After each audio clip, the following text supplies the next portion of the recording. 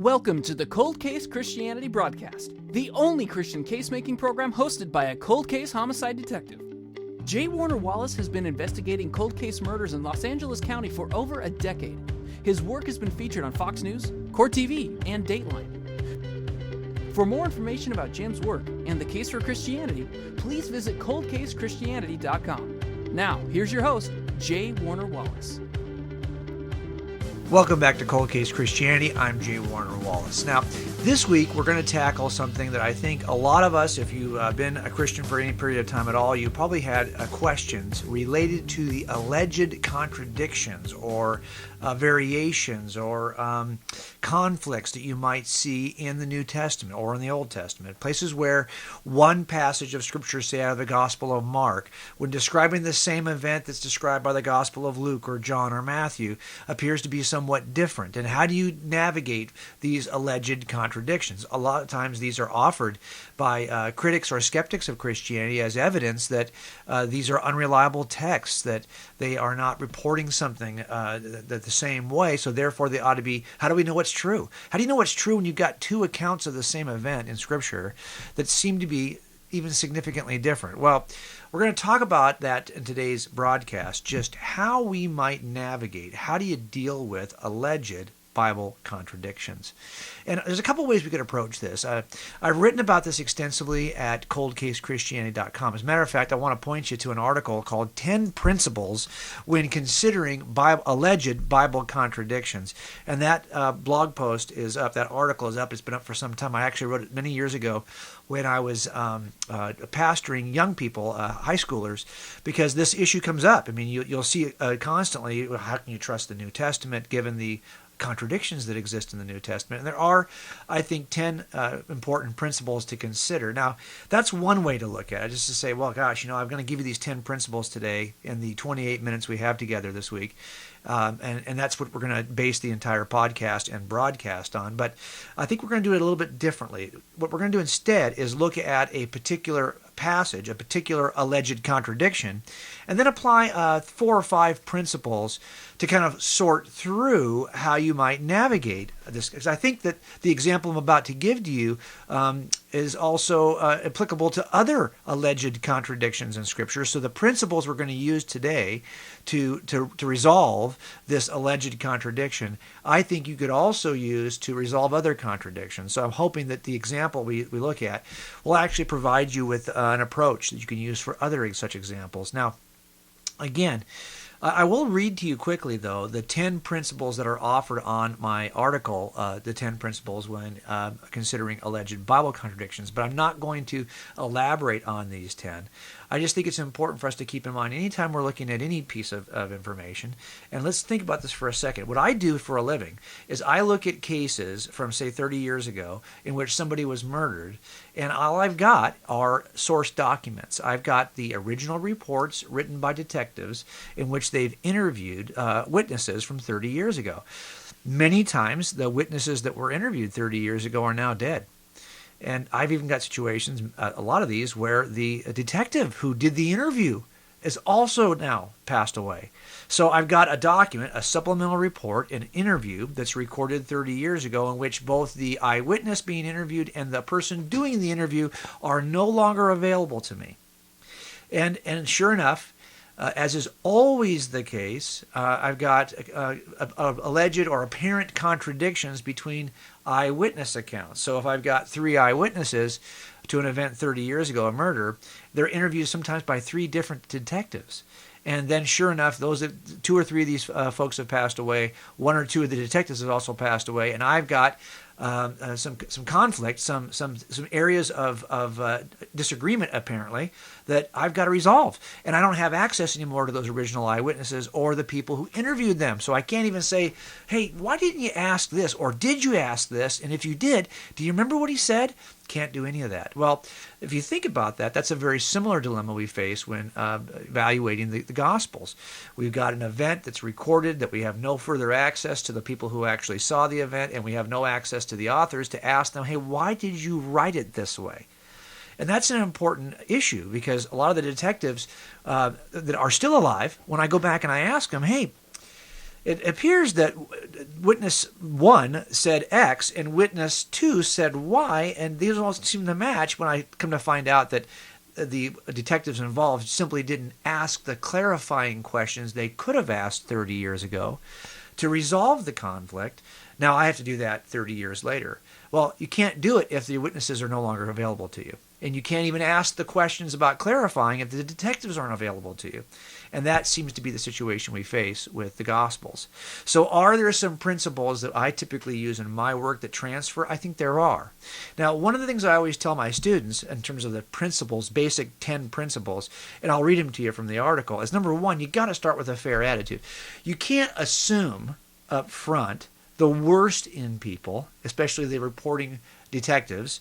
You have to assume, just be neutral, be fair. Don't assume the worst. And that's a principle that we would give that kind of charitable approach to almost any historian, but you don't often see that kind of charity being offered to the authors of Scripture. So I'm not here to say I'm going to automatically affirm and rubber stamp everything that the Gospel authors write. I'm going to test it, of course, but I'm not going to test it from a hostile, assuming the worst in the authors. I'm going to be as neutral as I can be. You'd want that in jurors. You'd want that in your investigator. That's the first principle. 2, I want to make sure when I do this that I examine the text in its context. A good friend of mine, Greg Kokel at Stand to Reason, always says you never read a Bible verse. And what he means is you never read a single Bible verse outside the context of the chapter in which it is actually written. And that's true of any eyewitness statement I have from 30 years ago. I am not going to read that one line and infer something from it if I don't put it in the context of the overall interview. So that's important. By the way, defense attorneys will often do that. Didn't you say this? Well, yeah, but you ignored the stuff I said before it and the stuff I said after it. Yeah, if you take that one sentence out of context, it makes me sound guilty, or it makes me sound like I said something I didn't say. But that's not really a good, an accurate reflection of what I actually said in the context of a 40-minute interview. Same thing happens in Scripture. Make sure we evaluate each verse that is alleged contradiction occurs in the context of its overall chapter. The third thing is we've got to let the Bible clarify the Bible. There are times when you can look elsewhere in Scripture, elsewhere in a supplemental report of an interview, where if you've got a question about what that witness was saying, you can read later on how they maybe talk about this issue tangentially. They talk about it, without maybe being as direct, but they answer the question that's raised in your mind about what they might have meant earlier. Same thing is true in Scripture. Let the Bible clarify the Bible. Also, you don't want to confuse principle number 4, imprecision with error. I might round something to say, how many people were there? There are 4 or 5 people. There might have been a half a dozen people. There might have been 6, but I'm going to just give you an idea that, there was more than 1, more than 2. How many exactly? It's going to depend on what it is you're asking me to be precise about. Lots of times in our common language, we're going to round numbers. And of course, defense attorneys want to say, when they get the person on the stand, well, didn't you say there were only 4 or 5? Well, there were actually 7. So if you're wrong about that, aren't you wrong about this? Well, wait a minute. Sometimes when describing an event, I'm going to round numbers to generally speak about something, and then I'm going to kind of dial it down and get very specific over here where it really matters. How many times did he demand the money, or how many shots were fired? I can be very precise about that. But when you ask me, well, how many people were standing over there? 4 or 5. You don't have to be as precise about that. So you have to not confuse imprecision with error. That's also true in Scripture. Number 5, you want to make sure that the Old Testament quotes that you see in the New Testament, they are not always verbatim. Sometimes people will point to contradictions and I'll say, well, look, Paul is going to quote something from the Old Testament, but he doesn't get it exactly right. Well, first of all, a lot of this is about what version of Scripture is he using, the Septuagint? What version of Old Testament Scripture is Paul using? Also, the question becomes, is Paul trying to quote a verse verbatim, or is Paul quoting an idea? I think we have to be careful about always thinking that one is the case when it might be the other. The 6th principle I talk about is that perspectives are different than contradictions. We'll talk about this more in a minute. This is very true in dealing with eyewitnesses. Everyone has a different perspective. This does not mean they are necessarily contradicting one another. We'll talk about that after the break. That's a very important point, though, going forward. The seventh principle I talk about in my article, 10 Principles to Evaluate Alleged Bible Contradictions, is Principle 7, consider the viewpoint of earthbound people. There are times when people will, look, this is true of every eyewitness. You've got to consider his perspective, both geographically in the room and the location where the crime occurred. What is he seeing? It's from his perspective, and he's going to describe it from his physical perspective. So when you see in Scripture that somebody describes an event like the rising of the sun, or you're getting it from the earthbound perspective of the ancient author. You're not always getting it from the perspective of God. Even if it's a prophet speaking for God, he may often give you the perspective of his own location on earth when he's describing something. There's no alleged contradiction when those things occur. Also, number 8, a description is different than an approval. And sometimes you'll see people will challenge the Scripture because they say, well, gosh, doesn't God, for example, approve of polygamy? And he certainly... you see a lot of polygamy in the Old Testament. You see the kings had many wives, a harem. The fact that the Scripture describes something does not mean that the author even, or that that God who is inspiring the author approves of this. And in fact, we've got to be very careful about making that distinction. There's a lot of stuff that's described in Scripture that I'm sure God did not approve of, but he reports it, the authors, the eyewitnesses report it as it occurred. Remember, description is different than approval. Number 9, you got to be careful about fretting over copyist variants. It's one thing to talk about, well, do I have a true contradiction? Or do I really have a number of documents that vary slightly based on the copyists who were making copies of these variants over the years? Now, I've written so much about this at Cold Case that I'm just going to point you to the section at Cold Case Christianity that says Bible. And under writings, that drop-down menu has a section about Bible reliability.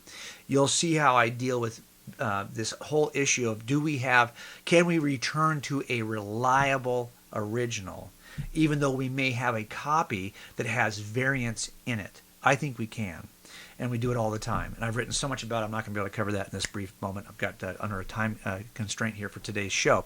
Last principle, remember who the boss is.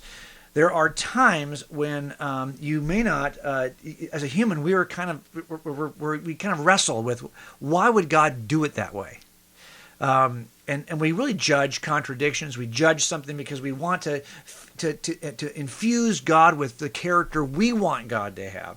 And so why would God then do something? Why would he punish the Amalekites? This is not really a Bible contradiction issue. This is really an issue about hermeneutics. We have to remember that God is God.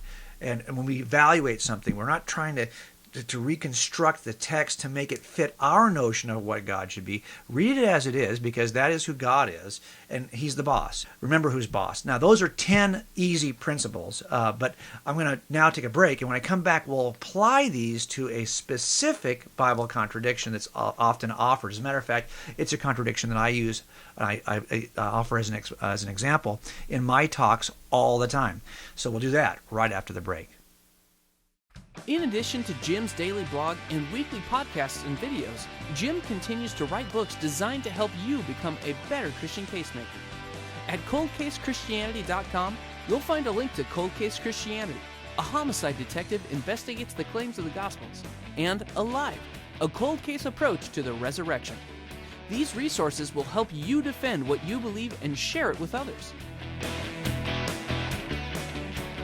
Okay, now let's take a look at one alleged contradiction that is described by many people who are critics and skeptics of New Testament. And I actually use this in my talks. I offer this to the audience. Sometimes people haven't really thought through the alleged contradictions. Some have, some haven't in the audiences I speak to. But I think this is one we need to address. And that is the sign that hangs over Jesus on the cross at his crucifixion. We have 4 accounts of this short sign in the 4 Gospels. Each author offers what the sign actually says.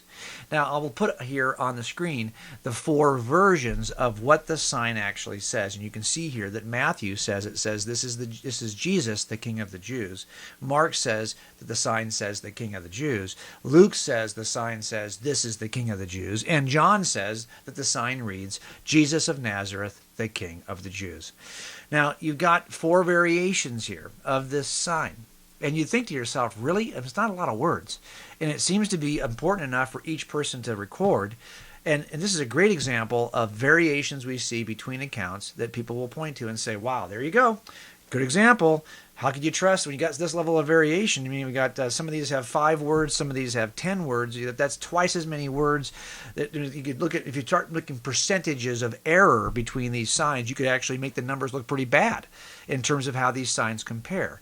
Well, let's talk about, though, the principles that we use when we work cold cases and see if we can apply some of these to this issue of these 4 allegedly contradictory signs.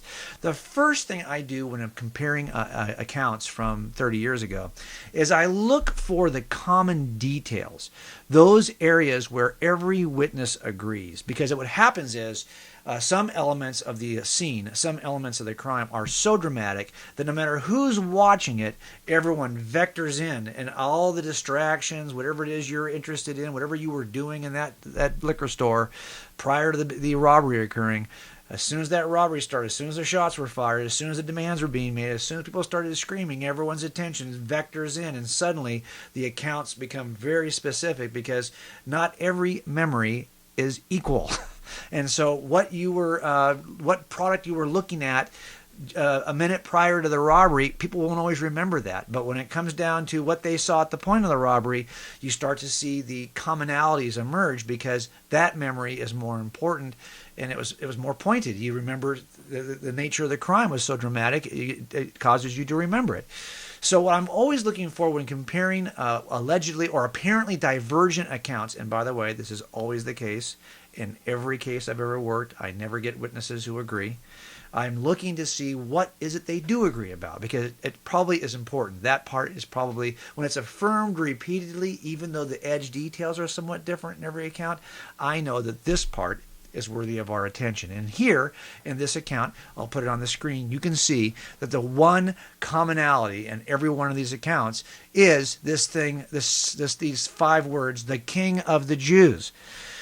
Now, you might ask yourself, well, why is this one aspect of the account so important? Why is it so repeated? Well, I think a lot of that is because this is the actual crime that Jesus is being executed for. Now, we might say as Christians, we know that God's got a plan for the cross, and the whole reason why Jesus dies on a cross, we would say has an overarching transcendent purpose beyond the actual players here who arrested, convicted, and executed Jesus. There's a grander plan. We get that. But from the perspective on earth, we talked about perspective of the writer, the reason why Jesus is being executed is because he claimed to have the authority of the king. And for Caesar, there's even a point in Scripture where the Jews make a point of saying this. Pilate says, I can't find anything wrong with him. Oh yeah, but he has challenged the authority of Caesar. So this is the crime that Jesus is being accused of, and everyone focuses on this. And so I'm looking for that commonality that is so common when comparing eyewitness accounts. When I first saw this variation on the sign as a detective who was still an atheist, I read that and I said, yeah, that's about what I see all the time with eyewitness accounts. That's about the level of variation I expect to see when I've got reliable eyewitness accounts. That's the first principle. Look for what is in common. You want to identify the common details. Now, actually, as I'm talking about this today, I'm referring to an article I wrote this week on why there are 4 versions of the cross, of the sign over Jesus' cross. So you can actually go online and pick this up and download it as a PDF file. And along with this video, you can have a way to kind of train yourself how to deal with these contradictions. But let me go to the second point here. And that's that we want to be able to recognize the perspective of each eyewitness. That's really important. We talked about that before. It's about perspective. It's not. This is a perspective difference is not necessarily a difference in claim. We have different perspectives. When I say perspectives, I don't mean just geographically in the room. You were standing on that side of the aisle. I was standing on this side during the robbery. That's definitely one kind of perspective, but it's not just that. Each of us as eyewitnesses brings something into the crime, into the event, into the actual observation that is part of our nature, part of our personality, part of our interests, part of our life experience, and those things actually not color how we say it. That's not what I'm saying. They actually color how we see it. Here's what I mean by that. If you are, and I've mentioned this before as an example, because I have it so often, if I'm going to be in a crime scene and I want to know exactly what the suspect saw, I'm going to ask probably a woman, to be honest with you, because women are far more keyed in on clothing, and they'll tell you, a guy will say, I think he was wearing a t-shirt. Really? What color was it? I think blue. And the lady will say, oh, no, it was a Izod. It was a one button stopped right here. It had all kinds of detail. It had elastic at the sleeve. Really? Yeah, because everybody brings their own perspective and their own set of interests, which cause them to focus in minute detail on different aspects of the case. That is always the situation.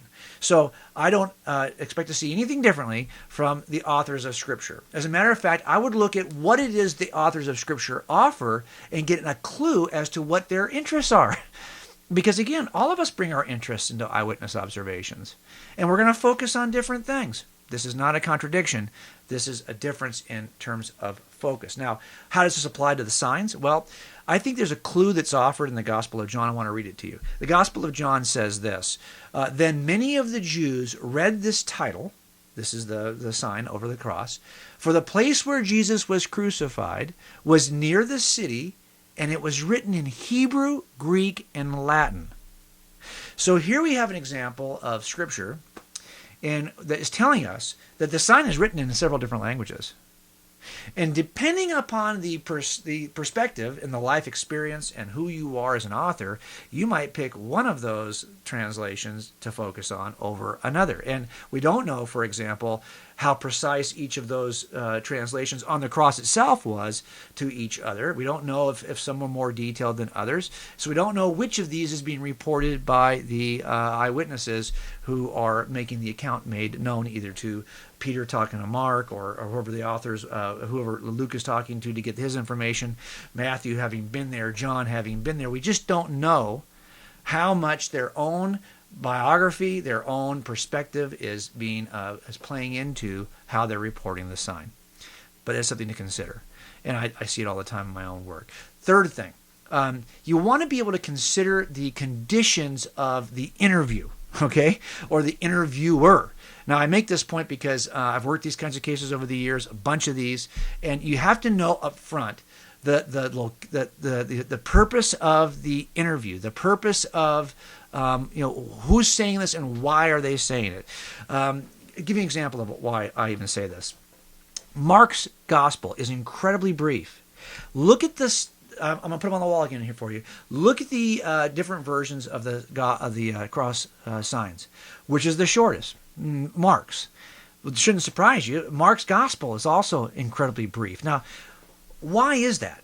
I've worked with detectives who, when they write a supplemental report, it's like just the facts, ma'am. I mean, it's the shortest, briefest, just the bare minimum facts. I mean, I'm lucky if I can get any adjectives to describe anything from these reports from some of these guys. Well, why? Well, it turns out that's just the nature of that interviewer. That's just his own nature and why, and he brings that to his report. And unfortunately, if he dies and if the eyewitness dies, I'm not going to know if the eyewitness actually said it that way or if the detective just reported it that way. Why is Mark's gospel? It may just be that Mark's personality is such that it does seem like there's some evidence in Mark's gospel that he writes briefly with lots of dramatic energy. Maybe that's just who he is. Maybe he was working on a shorter papyrus, didn't have access to the materials he needed to write a long gospel. Who knows? We're never going to know that for sure. But we have to consider the perspective, the nature, the conditions of the interview, how it occurred in any interview I evaluate, and the nature of the interviewer, so I can know why something is written the way it is. And I bet that the brief nature of Mark's work in general may account for why his sign is also the briefest description. Another thing you want to consider is to differentiate between what is complementary and what is conflicting. Here's what I mean by that. Do we really think these four signs are conflicting in nature, or are they actually complementary? I'll put a sign up on the wall for you here. This is what I think is a reasonable version of the sign. If the sign actually said this is Jesus of Nazareth, the King of the Jews, well, then you can see, and I'll list all below here, all that every single version that's reported actually affirms the content of that larger message. It may leave some things out, but all the versions then would be complementary to the larger sign that I posted on top. There's not a conflict here. These are actually all complementary versions of the larger sign. If that's first sign, now I'll show you what would be a conflict though. I don't see any of these being a conflict to the first sign. They're all complementary to the first sign. But if I saw this is Judas Iscariot, the King of the Jews, well, now this is very different. This cannot be reconciled to the larger sign. It's a difference in identity. Is it Jesus or Judas we're talking about here? Now, this would be a conflicting, contradictory account that would be really difficult for us to figure out how this could be so. But the other versions I offered to you, the versions we see in Scripture, are not conflicting. They're simply complementary. And you have to make a distinction between those two. Last thing we're going to talk about here today is it's really important for us, and as I make this point a lot, and I want to make sure that you guys get it because I think it's so important. There's a big difference. You want to be able to assess the opportunity for collusion when any eyewitnesses come together to report an event. Here's what I mean. Typically, when I am called out in the middle of the night, I make sure that I ask to have the witnesses separated. If you don't separate witnesses, you end up with people talking to each other and colluding, not colluding, but just getting their stories lined up. It can be very innocent, but I don't want that to happen. Do you honestly think if we had 4 Gospels that all said the exact same thing, that they would be under any less scrutiny, under any less criticism? Of course they wouldn't be, because you would think, well, gosh, these guys got together and got their story together. I want to see a certain level of variation between accounts, because then I know, especially get this, there's times when I am late to a crime scene and people have had the chance to talk. And if they've had the chance to talk, but then when I separate them and I ask them all their stories, there's still some apparent variation between these stories, I feel really good about it. Because even when they had the chance to line up their stories, they didn't. They saw it slightly differently, given their backgrounds, and they reported it that way. Well, here's what we have in Scripture. Folks who had the opportunity to line up their stories. You don't think that the gospel authors couldn't have done that, or the early church couldn't have done that, but they didn't. And that, to me, gives me great confidence that this variation is the natural kind of variation I would expect to see.